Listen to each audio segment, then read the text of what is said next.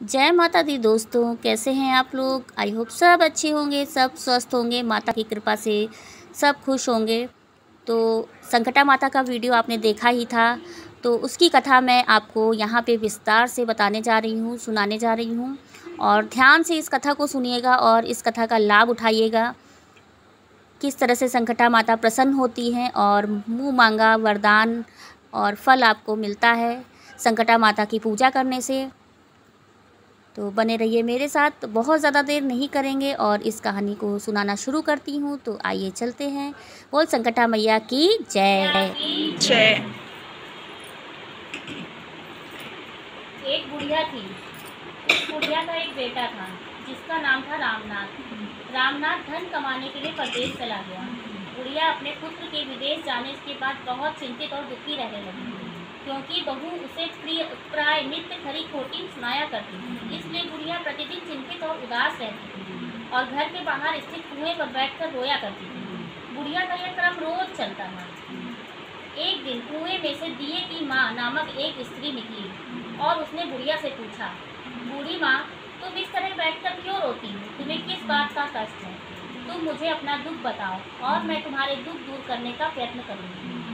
बुढ़िया ने उस स्त्री का प्रश्न सुनकर कोई भी जवाब नहीं दिया और रोती ही रही। दिए की माँ बार बार एक प्रश्न दोहराई जा रही थी। वह बुढ़िया इस बात से झुंझला उठी। उस बुढ़िया ने दिए की माँ से कहा, तुम मुझे बार बार ऐसा क्यों पूछ रही हो? क्या सचमुच तुम मेरा दुख जानकर उसे दूर कर दोगी? बुढ़िया की बात सुनकर दिए की माँ ने उत्तर दिया, मैं अवश्य ही तुम्हारे कष्टों को दूर करने का प्रयत्न करूंगी। बुढ़िया ने दिए की माँ का ऐसा आश्वासन पाकर कहा, मेरा बेटा कमाने के लिए परदेश चला गया है। उसके पीछे मेरी बहू मुझे बहुत बुरा भला कहती है। यही मेरे दुख का कारण है। बुढ़िया की बात सुनकर दिए की माँ ने कहा, यहाँ के वन में संकटा माता रहती है। तुम अपना दुख उनसे सुनाकर कष्ट से छुटकारा पाने के लिए प्रार्थना करो। माँ बहुत दयालु है, दुखियों के प्रति बहुत सहानुभूति रखती है। निसंतानों को संतान, निर्धनों को धनवान, निर्बल को बलवान और अभागों को भाग्यवान बनाती है। उनकी कृपा से सौभाग्यवती स्त्रियों का सौभाग्य अचल हो जाता है। कुमारी कन्याओं को अपने इच्छित वर की प्राप्ति होती है। रोगी अपने रोग से मुक्त होते हैं। इसके अलावा जो भी मनोकामना वह सब पूरा करती है, इसमें कोई भी संदेह नहीं है। दिए की माँ से ऐसी विलक्षण की बात सुनकर बुढ़िया संकटा माता के पास गई। उनके चरणों पर गिरकर विलाप करने लगी। संकटा माता ने बड़े ही दयालु होकर बुढ़िया से पूछा, बुढ़िया, तुम किस कारण इतने दुख से बार बार रोती रहती हो? बुढ़िया ने कहा, हे माता, आप तो सब कुछ जानती हैं। आपसे तो कुछ भी नहीं छिपा। आप मेरे दुख को दूर करने का आश्वासन दें तो मैं अपनी दुखद गाथा आपको सुनाऊं। बुढ़िया की बात सुनकर संकटा माता ने कहा, मुझे पहले अपना दुख बताओ। दुखियों का दुख दूर करना ही मेरा काम है। संकटा माता के ऐसा कहने पर बुढ़िया ने कहा, हे माता, मेरा लड़का परदेश चला गया है। उसके घर में ना रहने से मेरी बहू मुझे तरह तरह की सुनाया करती है। उसकी बातें मुझे सहन नहीं होती। इसी कारण मैं परेशान होकर बार बार रोती हूँ। बुढ़िया की इस दर्द भरी कथा को सुनकर संकटा माता ने कहा, तुम घर जाकर मेरे लिए मन्नत मांग कर मेरी पूजा करो। इससे तुम्हारा लड़का सकुशल घर वापस आ जाएगा। मेरी पूजा के दिन सुहागन स्त्रियों को आमंत्रित कर उन्हें भोजन कराना। ऐसा करने से तुम्हारा लड़का अवश्य ही तुम्हारे पास आ जाएगा। संकटा माता के कहे अनुसार उस बुढ़िया ने मनौती मांगकर पूजा की और सुहागिन स्त्रियों को भोजन के लिए आमंत्रित किया। परंतु विचित्र बात यह है कि जब बुढ़िया ने स्त्रियों के लिए लड्डू बनाने शुरू किए तो उससे 7 की जगह 8 लड्डू बन गए। इस बात से बुढ़िया बहुत ही असमंजस में पड़ गई। ऐसा होने का कारण क्या है? कहीं मुझसे गिनने में तो गलती नहीं हो रही, अथवा अपने आप 8 लड्डू बन जाने का कोई अन्य कारण है। उसी समय संकटा माता एक वृद्ध स्त्री के रूप में बुढ़िया के सामने प्रकट हुई और बुढ़िया से पूछा, क्यों बुढ़िया, आज तुम्हारे यहाँ कोई उत्सव है क्या? यह सुनकर बुढ़िया बोली, आज मैंने संकटा माता की पूजा की है और सुहागिन स्त्रियों को भोजन के लिए आमंत्रित किया, किंतु जब गिनकर 7 लड्डू बनाती हूँ तो वह लड्डू अपने आप 8 हो जाते हैं। मैं इसी बात से चिंता में पड़ गई हूँ। बुढ़िया की बात सुनकर संकटा माता ने कहा, क्या तुमने किसी बुढ़िया को भी आमंत्रित किया है? बुढ़िया कहने लगी, नहीं, मैंने ऐसे नहीं किया, परंतु तुम कौन हो? संकटा माता ने कहा, मैं बुढ़िया हूँ, मुझे भी आमंत्रित कर लो। ऐसा सुनकर बुढ़िया ने उस बुढ़िया रूपधारी संकटा माता को भोजन के लिए आमंत्रित कर लिया। इसके बाद बुढ़िया के घर सभी आमंत्रित सुहागनें आ पहुंची और बुढ़िया ने सबको लड्डू तथा अन्य भोजन कराया। इससे संकटा माता उस बुढ़िया से बहुत प्रसन्न हुई और माता की कृपा से उस बुढ़िया के बेटे के मन में अपनी माता और पत्नी से मिलने की इच्छा उत्पन्न हुई और वह अपने घर के लिए चल दिया। 2 दिन बीतने के बाद वह बुढ़िया संकटा माता की पूजा कर सुहागिनों को भोजन करा रही थी कि किसी ने उसके लड़के की आने की सूचना दी, लेकिन बुढ़िया अपने काम में लगी रही। उसने कहा, लड़के को बैठने दो, मैं सुहागिनों को जिमा कर अभी आती हूँ। लड़के की बहू ने पति के आने का समाचार सुना।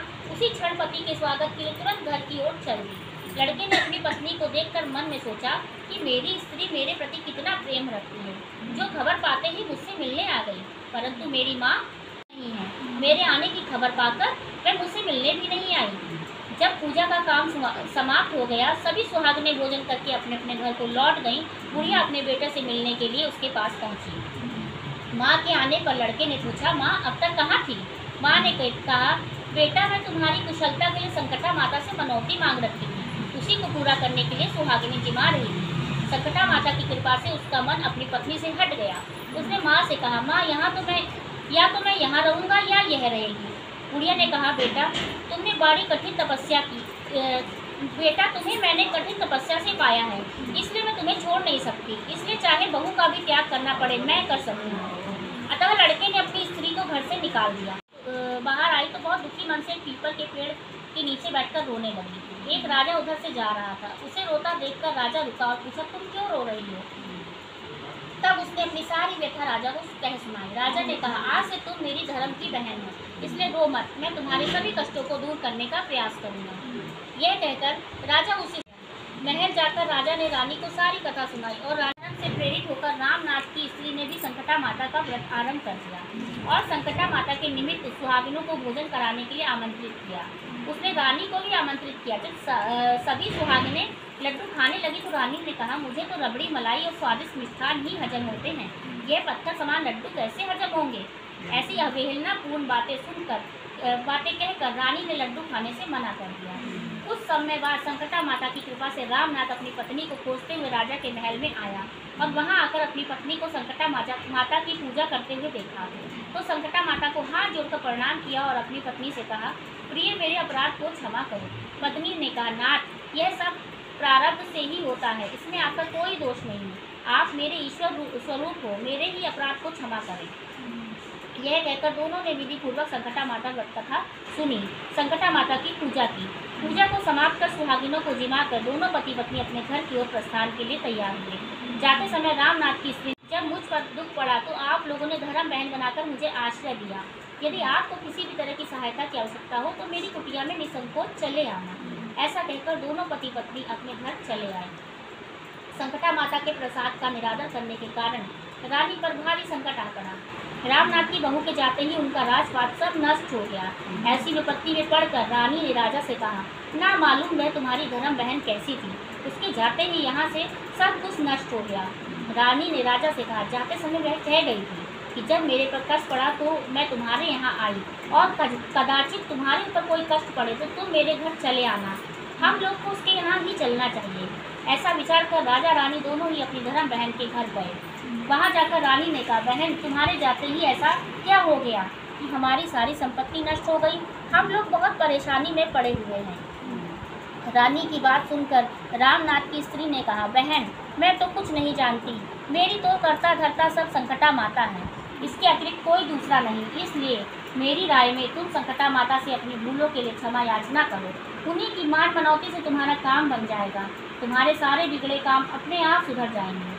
रामनाथ की स्त्री की बातें सुनकर रानी ने श्रद्धा भक्ति से संकटा माता का व्रत किया और सुहागिनों को जिमाकर अनजाने में हुई अपने सब भूलों के लिए संकटा माता से बार बार क्षमा मांगी। रानी के ऐसा करते ही संकटा माता प्रसन्न हो गई और रात में रानी को स्वप्न में कहा कि तुम दोनों पति पत्नी अपने महल में चले जाओ, वहाँ जाकर मेरी पूजा करना और मेरे निमित्त सुहागिनों को जिमाना। ऐसा करने से तुम्हारा गया हुआ राजपाट तुम्हें दोबारा मिल जाएगा।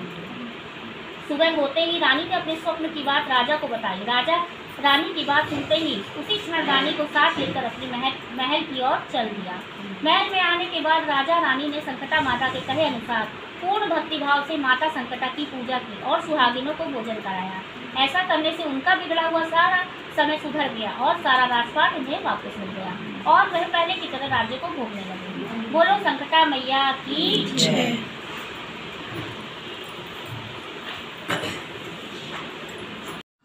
दोस्तों, संकटा मैया की कृपा सब पर ऐसे ही बनी रहे। माता रानी सब की रक्षा करें। और ये कथा आपको कैसी लगी ज़रूर बताइएगा कमेंट बॉक्स में, और हो सके तो ज़्यादा से ज़्यादा शेयर करिएगा, जिससे इस कहानी का लाभ, इस पूजा का लाभ सभी को मिले और सभी पर माता की कृपा बनी रहे। तो फिर मिलते हैं हम लोग एक नेक्स्ट वीडियो के साथ। तब तक के लिए सबको जय माता दी।